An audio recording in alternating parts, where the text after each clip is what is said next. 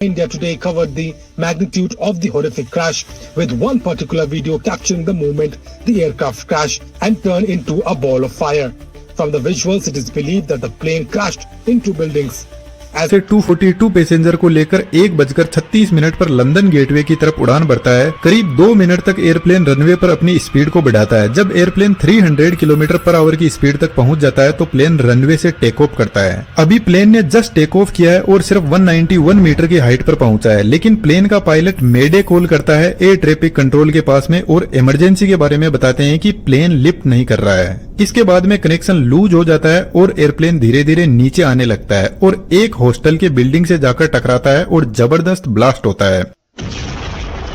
Out of 242 passenger 241 की जान चली गई, बाकी सिविलियंस भी इसमें मारे गए। इस वीडियो की रिकॉर्डिंग के टाइम तक कंफर्म नहीं हुआ है कि कितने लोगों की इसमें जान गई है, लेकिन ब्लास्ट बहुत जबरदस्त था। एयर इंडिया का बोइंग 7878 ड्रीम लाइनर एयरप्लेन काफी लंबी दूरी तय करने वाला था अहमदाबाद से लेकर लंदन गेटवे की तरफ। तो इसके अंदर फ्यूल टैंक को फुल कर दिया गया। इसके फ्यूल टैंक की कैपेसिटी लगभग 1,26,000 लीटर की है। बेसिकली एयरक्राफ्ट का फ्यूल इसके विंग में ही भरा रहता है और विंग पर ही इंजन लगे रहते हैं। तो जब एयरक्राफ्ट ने उड़ना शुरू किया तो सिर्फ 2 ही मिनट इसने फ्यूल की खपत की और जैसे ही यह ग्राउंड पर आकर स्ट्राइक करता है तो इसमें बचा हुआ फ्यूल जबरदस्त आग पकड़ लेता है, जो एक बड़े धमाके का रीजन बनता है। अभी हमारे पास में कंफर्म न्यूज नहीं है इसके क्रैश के रीजंस की, लेकिन जब एयरप्लेन नीचे आने लगा तो लोगों ने देखा कि इसके इंजन में कहीं पर भी कोई आग नहीं लगी हुई थी, वह परफेक्टली काम कर रहे थे। लेकिन जब भी किसी फ्लाइट का इंजन फेल होता है तो इंजन पीछे की तरफ भयंकर आग को फेंकने लगता है, जिसको अभी हम आगे समझेंगे। लेकिन सबसे पहले हम पॉसिबल रीजंस को समझने की कोशिश करते हैं। फिलहाल जैसे एयरप्लेन रनवे पर खड़ा है, एयरप्लेन के यह विंग्स है और विंग के पीछे साइड में आप देखोगे फ्लैप्स लगे हुए हैं जो कुछ इस तरीके से एडजस्ट होते हैं और आगे की तरफ लगे हुए स्लेट्स यह भी अपने एंगल को एडजस्ट कर सकते हैं और यही एयरक्राफ्ट को टेक ऑफ और लैंड करवाते हैं। जब इंजन स्टार्ट होता है तो यह आगे से हवा को खींचता है और पीछे की तरफ हाई स्पीड में फेंकने लगता है, जिसकी वजह से एयरक्राफ्ट को आगे की तरफ थ्रस्ट लगेगा और एयरप्लेन रनवे पर दौड़ने लगेगा। लेकिन यह जो कंडीशन है इसमें सिर्फ इंजन की पावर से एयरप्लेन आगे बढ़ रहा है। यदि हमने फ्लैप्स और स्लेट्स को एक्टिवेट नहीं किया तो एयरप्लेन सिर्फ रनवे पर चलता रहेगा, टेक ऑफ ही नहीं कर पाएगा। लेकिन जैसे ही पायलट फ्लैप के एंगल को बढ़ाते हैं एयरप्लेन धीरे धीरे टेक ऑफ करने लगेगा। इसके पीछे सबसे बड़ा रीजन है इनकी डिजाइन, जो एयरफॉइल मैकेनिज्म को फॉलो करती है। जैसे यह एक एयरफॉइल मैकेनिज्म है, जब हवा इससे टकराती है तो कुछ इस तरीके से आगे निकल जाती है, लेकिन जब हम इसका एंगल बढ़ाते हैं तो अब आप देखोगे कि यह एयरफॉइल के इस पॉइंट पर हवा का जो प्रेशर है वह ज्यादा लगने लगेगा और ऊपर से जो हवा जा रही है वह सीधी निकल जाएगी। तो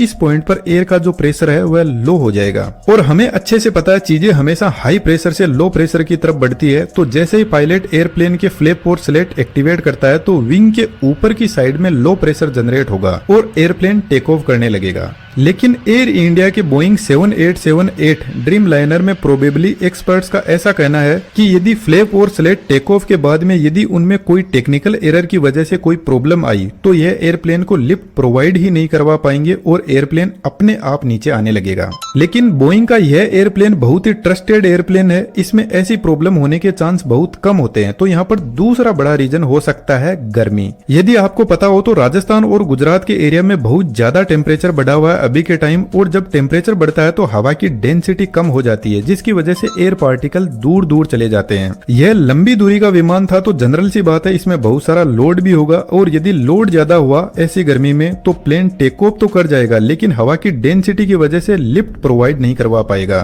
फिलहाल जैसे एकदम ठंडा मौसम है और हवा में एयर के पार्टिकल एकदम पास में है, तो इतनी हाई डेंसिटी वाले एयर पार्टिकल जब प्लेन के विंग से टकराते हैं तो यह प्लेन को अच्छा खासा ऊपर की तरफ फोर्स लगाने लगेंगे।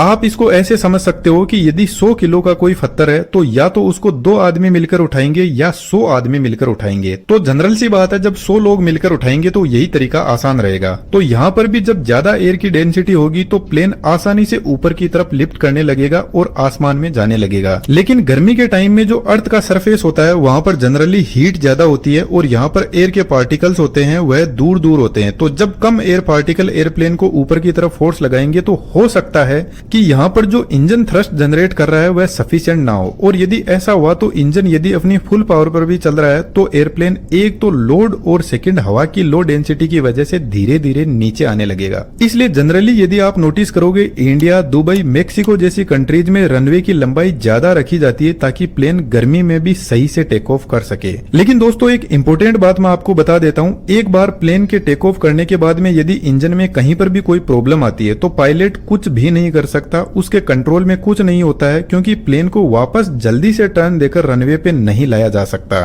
तो यहाँ पर हो सकता है कि यदि कोई बर्ड बाई चांस यदि इंजन में फंस गया हो तो यह भी एक बड़े हादसे का रीजन बनता है, लेकिन इसके चांस कम है। फिर भी हम समझते हैं कि एक बर्ड कैसे इतने बड़े एयरप्लेन को क्रैश कर सकता है।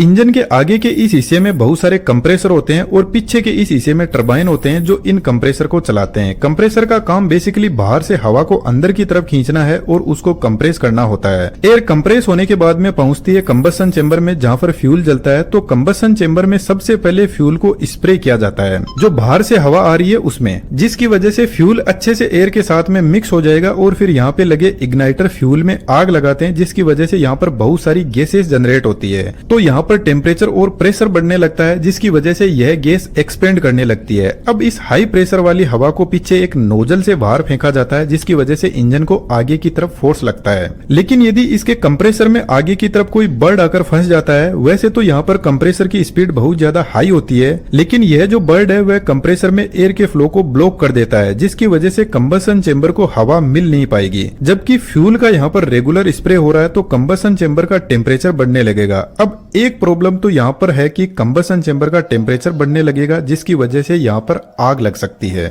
दूसरा रीजन यह है कि फ्यूल को जब प्रॉपरली ऑक्सीजन की सप्लाई नहीं होगी तो वह बिना जला हुआ ही इंजन से बाहर की तरफ निकलने लगेगा और जैसे ही उसको ऑक्सीजन मिलेगी तो वह एकदम से आग पकड़ लेगा। इसी वजह से जनरली यदि कोई बर्ड कंप्रेसर में फंस जाता है तो इंजन में से तेज आग बाहर निकलती है। यह जो प्रॉब्लम होती है इसको कंप्रेसर स्टॉल बोलते हैं, जिसमें कंप्रेसर को ऐसी वीडियो देखने के लिए लाइक, सब्सक्राइब, कमेंट जरूर करें।